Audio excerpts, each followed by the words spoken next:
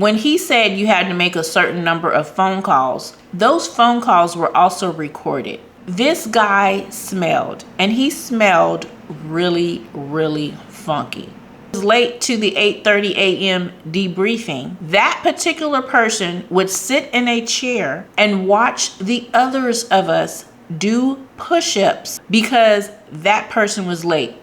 If you're looking for information about NetWorth Realty and what it's like to be an agent there, whether you're a new real estate agent or a seasoned one, this video is for you.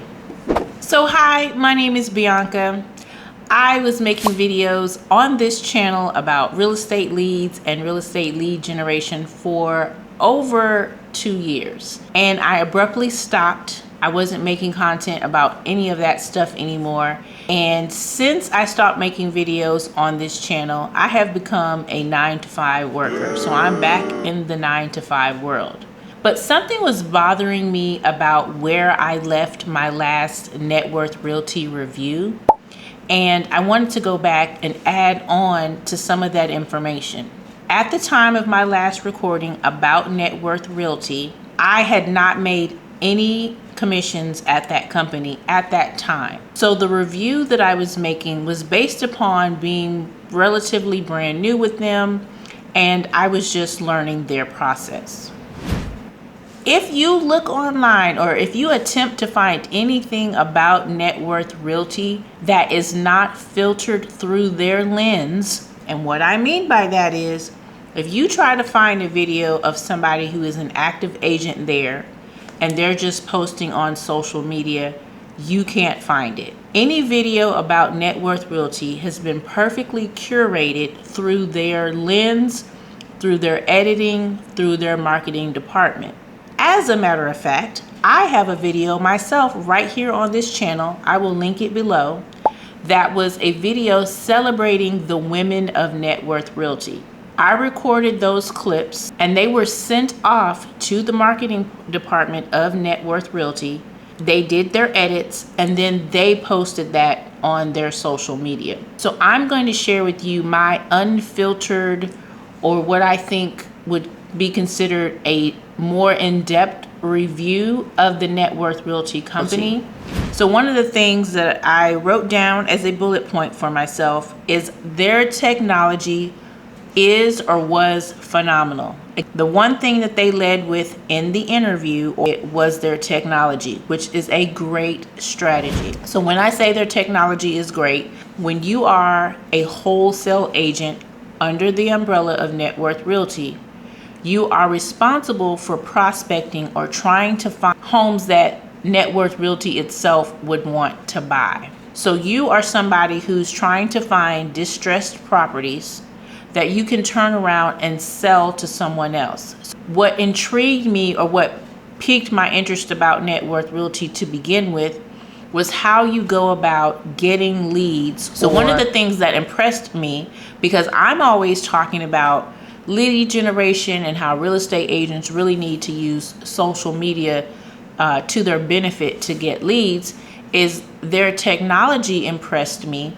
Because when I went to do my ride along with the broker at the location that I was considering, they have an app, and that app, the best way I can describe it is you drive through a neighborhood and you're just looking for houses that look like they're not kept up well. They have overgrown grass, things like that. So while you're driving through the neighborhood, this app that they have allows you to basically put a virtual pin in that home.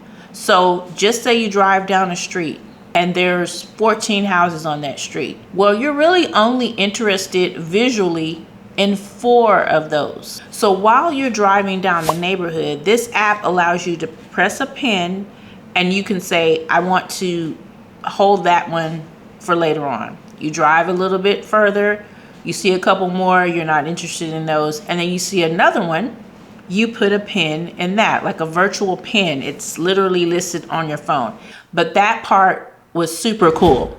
Once you're done driving through the neighborhood, you've picked out the homes that interest you the most, then you press a button and a letter will automatically go out to just those 4 properties. And the reason why to me that is super cool is because they give you an allowance of flyers, aka letters, that you can send out to properties every month.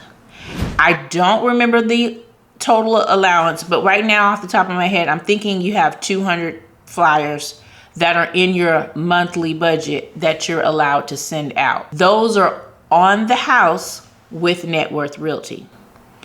After you go over your 200, you go over that, then you pay out of pocket for the additional flyers that you may want to send out. In traditional real estate, typically you're not that focused and you're not that honed in on specific homes, because in traditional real estate, it's like just any old thing. I want anybody who wants to sell a house. I want anybody who wants to buy a house. So you waste a lot of money because you're just fishing for anything. That first piece of technology of just pinning houses blew me away. I was like, that's pretty daggone cool. The second thing is they have a very great piece of technology that allows you to skip trace or find people that are absentee owners. It's better than anything I've seen. And I've been around in the real estate industry for over 20 years. And some of the things that I hate about real estate is how slow it seems like everything is, including their technology and whatnot. So that skip trace software, phenomenal. Third piece of their technology that I thought was amazing was how quickly you could set up a contract or an offer to send out to a seller. You could be in the office doing the drive-bys, looking for beat up properties, get back to the office and be writing 5 offers, and each one of those offers would maybe take you about 15 minutes. In traditional real estate, a lot of people hire transaction coordinators just to deal with the paperwork piece of it because it's super time consuming. So all that being said, their contract process and how quickly you can send out an offer to someone, has a bank statement attached to show that the company can afford to purchase that house, and all the pertinent details of how quickly you can close and all that. Super phenomenal in that respect for how quickly you can do those things. In my previous video, I talked about their lead generation tactics and how they go about training their agents to get leads. At the location where I signed on, which was the Houston Southwest location, I feel like the broker at the location that I signed on with was under a lot of pressure to make his particular location super profitable, super successful. You might be like, well, duh, Bianca. Of course people, he wants his location to be profitable. The way that he went about training us was based upon what he knew how to do in terms of building a book of business. I just felt very constrained because everything had to go through him and the company. So I felt like I use social media a lot. As a matter of fact, my very first deal came from me posting on social media. But the problem that I think I was running into was the fact that I'm excellent at social media. I know how to, for example, set up an email marketing campaign, meaning I used to have my own newsletter. I will be getting back to that pretty soon here. But I used to have my own real estate newsletter. I used to gather leads from social media. People would come to me for something specific, and then I would reach out to them until they were ready to go ahead and process a transaction. I'm very used to running my own campaigns. I'm very used to coming up with my own marketing ideas. And I just couldn't figure out their way. Next bullet point I put down was it was a boys club atmosphere. But what bothered me was like the Wolf of Wall Street posters that were hung up in the location that I was at. It smelled like a boys' locker room. Well, I haven't spent that much time in boys' locker rooms, so let me clarify that. There was a guy who got hired at the location that I was hired at, and I'm using hired loosely. I'm going to talk about that bullet point here. I'm going to talk about that in just a moment. This guy smelled, and he smelled really, really funky. And I mean, to the point of, if he got to the office before I did, I could tell that he was at the office because his smell was still lingering on the elevator. No lie. If I had a Bible, I'd put my hand on the Bible right now, although that may not mean much to some people. That guy was funky. He was so funky, in fact, that we talked to the broker and we're like, you got to say something to this guy. And he was not unhoused. He lived with his parents. Like, he would say, oh, I went to the gym and this, that, and the other. But we could tell the days that he actually showered because he didn't smell. And I'm just thinking to myself, what the hell did I get myself into? He started after I did. But bruh, if you work at the Houston Southwest NetWorth location, you know who I'm talking about. Put it in the comments below. I don't want to say his name. Bruh was funky.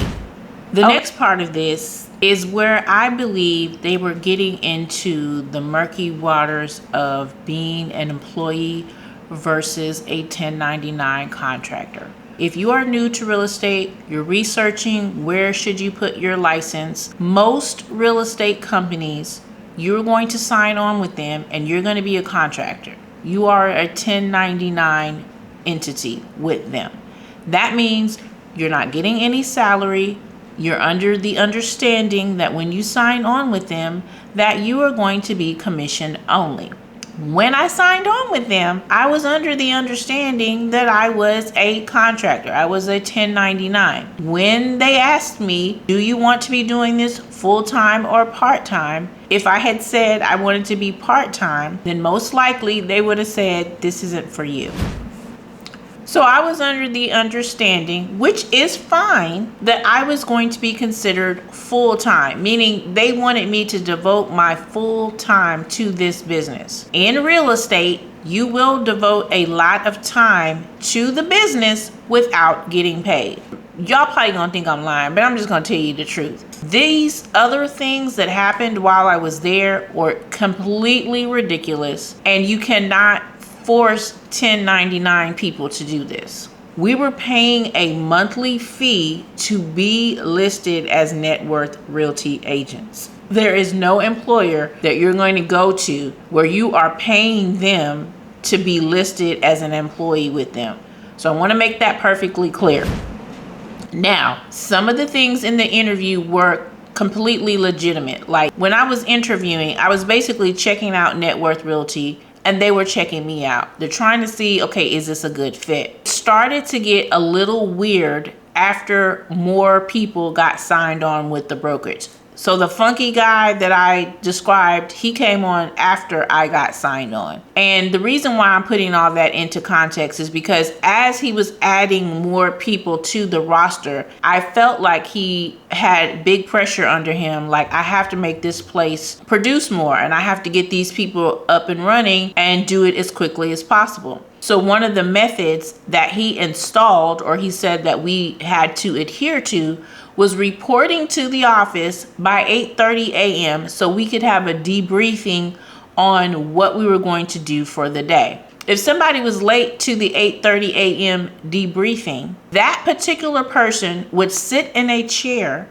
and watch the others of us do push-ups because that person was late. It was like some kind of way to try to make that person feel bad. I had to do a lot of push-ups because there was this one guy, he consistently was late because he was driving from the other side of town. I, on the other hand, lived a block from the brokerage. And so the things that I think that I was just like, I'll stick it out and see where this goes, was strictly because I just really didn't have any other options going on at the time. There was a mandatory meeting at 8:30 every day for a debriefing about what we had, what deals we had going on, and all this kind of stuff. If any of us were late, the late person would sit down in a chair, and then the rest of us would get down on the floor and do push-ups because of the late person. That was a pause for dramatic effect. Like, I seriously want y'all to take that in. So there was that. Then there was another mandatory meeting at around 2:30 in the afternoon. Basically, tell everyone what you accomplished for the day. Outline of what the broker was giving us to do was, we're going to meet at 8:30. You're going to go out into the field. You're going to look for distressed properties. Another little window of time, you're going to make XYZ number of phone calls. And then you're going to report back to the office each day at 3 o'clock to tell me how you did. Again, pause for dramatic effect. I understand his desire to make us successful and showing us what he did, but that amount of monitoring, that amount of requirement is not something that you can really tell people to do who are in a 1099 situation. So that put a really bad taste in my mouth. I was talking about technology earlier, and this little bullet point, so to speak, came back up to my mind about the technology. When he said you had to make a certain number of phone calls, those phone calls were also recorded. And I know that sounds a little creepy and big brotherish to people, but part of the cool part of the technology was the fact that you had 2 telephone numbers. And those 2 telephone numbers would basically help you determine, is someone calling because they want to purchase a distressed property, or is someone calling you because they want to sell one? Well, they assigned you these 2 telephone numbers. So if, for example, you're out, you're driving around, and someone calls you, those 2 BAT numbers that you get directly connect to your own personal cell phone. If they said, hey, my address is 123 Main Street, and you're driving, obviously it's not a good idea for you to pull over or try to write something down all while you're on the road. So in a way, it was a safety measure that those calls were recorded,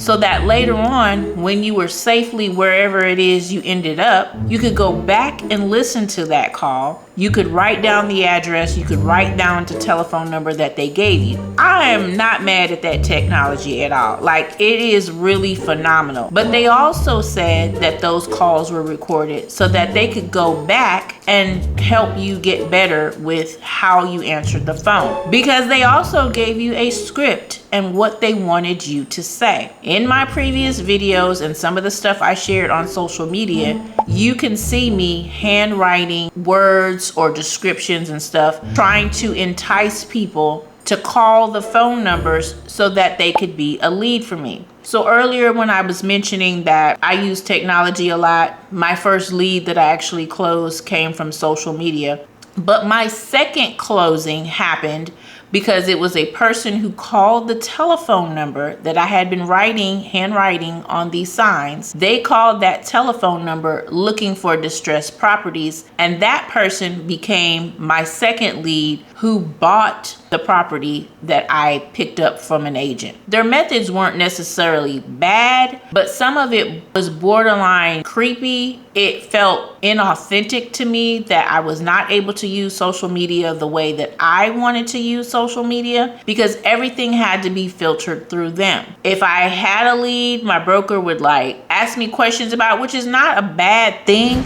Again, I couldn't really make this video into pros and cons, but I just wanted a realistic picture of what it was like, because asking someone, do you plan to do this business full time, is great. And hopefully that person will tell you the truth. But to have the requirement of reporting in twice a day, recording your phone calls, all of these things to me were a little extra and a little much for somebody to be considered a 1099. This is my experience at the Houston Southwest office. I don't even know what the other offices are or what those brokers required of their agents, but I just felt like it was my responsibility to kind of give people the real deal, because some of the comments from my previous video, people were like, ooh, take us on this journey with you. Yeah, we want to know more about it and all that kind of stuff. And I just felt like the way the last video ended off, it crashed because I was using my cell phone at the time to record. And I just felt like I gotta tell these people the rest of what really happened and why I'm no longer there. So My last bullet point, because I had technology is great, it was a boys club atmosphere, I had the employee rules, which again, we weren't employees, we were 1099s. The last thing, I'm going to describe to you 3 instances that made me feel unsafe. And when I say unsafe, I think you'll get what I mean when I go over these 3 scenarios. So one of the things that we are required to do is prospect abandoned homes. If we saw something that was abandoned, if we saw something that was burned, just anything that looked like a messed up house, right? The issue with prospecting for properties that are not listed on the open market or do not have a sign out in front, it makes it look suspicious. Now, I'm a Black woman in Texas. This is my experience from my lens of being a Black woman. Incident number 1. I was out with my lead or my client at the time. He was a buying lead, like he wanted to buy a distressed property. I went out to Cypress, Texas. The sun was setting kind of like it is right now, and it was kind of dusk, and I got a lead from another NetWorth Realty office. They said, hey, we just bought this abandoned property and we have it available for sale. Bring all of your interested investors to come out and see this property. Again, there is no sign in the front yard of this property. So people were going to that house over and over again during the day or whatever, showing it to their investors to find an investor who wanted to purchase that property. Well, my particular investor and we went out there when it was, like I said, the sun was going down a little bit, and I had to use my cell phone light in order to see where the key box was. Then there's this older white lady. She comes out of her yard or whatever. She was doing something around the corner, and then she stands in the corner of her house. Then she starts hurling questions to us from across the street. My client was an Asian man. So it's this Black woman, this Asian man, we're together, and I'm fumbling around to get this key. But eventually I do get the key box open and everything. And I open it up, and he goes in with his contractor, who had also driven up in his big contractor truck. He had all their contractor information on the side of the truck. So his contractor was inside, my client was inside, because they're trying to determine whether or not they want to purchase this property. The older white lady, she's across the street, and she starts yelling questions. What are y'all doing there? Where is Bob? We're gonna call him Bob the neighbor. Just all of these questions about why are we in the house? And it really started to agitate me, and it really started getting on my nerves. Then this second neighbor, older white man, he comes and he starts walking super fast toward me while I'm standing outside the front of this property. So we've got the older white lady yelling across the street, and then her neighbor starts walking really fast to me, comes up to me, and then he starts hurling questions at me. My client comes out, and they're like slamming questions at him as well. And so I tell the older white guy, I'm here. This is a property that we're looking at. Of course, they want to know why it's not listed, why there's no sign in the yard, all this kind of stuff. We haven't seen Bob in so many days or whatever. I give them my business card and I say, I'm not answering any more questions. I do not know Bob, whoever Bob is, who owns this house. I don't know his personal situation. You can take this business card, call my broker, and talk to my broker. So we've got these two people standing there hurling questions at us, and I'm getting super agitated and annoyed. And the older white man started to basically tell the other lady, like, he could tell that I was getting super agitated, even though she was just constantly still asking stuff. And he felt like, okay, maybe we should back down. And we got out of there. My client said, I do not want to buy this property in this neighborhood. He gave me the reason is because it was all bedrooms up. But I really think that incident had something to do with the bad taste in his mouth. Again, this was in Cypress, Texas. Incident number 2. I have a lead. Somebody wanted to sell a property in Sugar Land, Texas. These are neighborhoods or suburbs of Houston. If you aren't familiar, you can Google them on a map and see where they all are. But I was in Sugar Land, Texas for this second incident. I was driving up to this particular property. Again, there was no sign in the front yard, but I was given a lead that somebody had passed away and they wanted to sell the property without going through the hassle of listing it on the open market and doing all that. So I pulled my truck up. They told me where the key box was. I put the key in and I went and I started doing the things that I was trained to do, which they basically told us to start from the outside. Investors like to see like the electrical panels, they like to see the foundation. So I started taking photos around the perimeter of that particular property.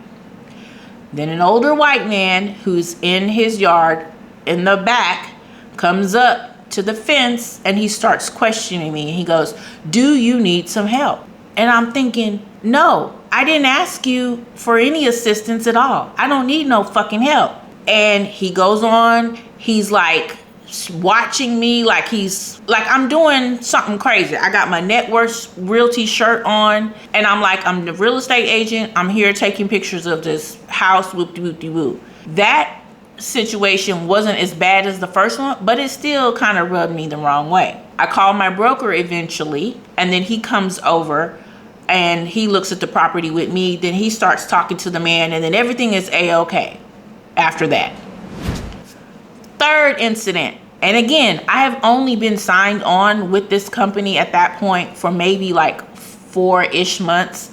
I ended up leaving at around the 8-month mark after I got my 2 transactions, my buyer and seller side transaction, and I was out of there. This third incident, as a matter of fact, I used the burned house of this particular incident as a thumbnail in one of my previous photos. Again, I'm outside, I'm looking at this burned house. I have not asked for assistance for anyone.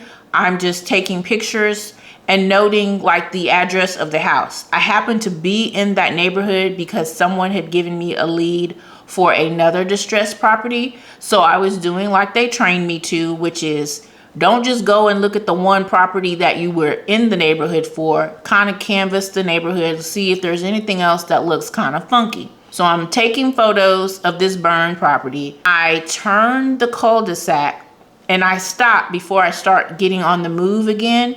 And I just made like some notes or whatever to myself. And then I saw this house that was right to the right of me. And it looked like it could have been abandoned. Yard was kind of overgrown. The furniture that was on the porch was turned over. And I said to myself, I'm gonna use this great technology when I get back to the office, and I'm gonna look up and see if there's like an absentee owner or something like that. The next thing you know, a white lady comes out of that house and starts walking up to my vehicle, and she's like, "Can I help you? Do you need some help?" And I was like, "No, I don't need no fucking help." What happens? Then she starts, "Well, I'm just figuring out, or I'm just trying to figure out why you here and what you're looking at these houses for. It looked like you were looking at my house." I got so freaking frustrated. I just drove the hell off. And I was just like, whatever, lady. Write down my license plate. I don't give a fuck. Call the police, whatever.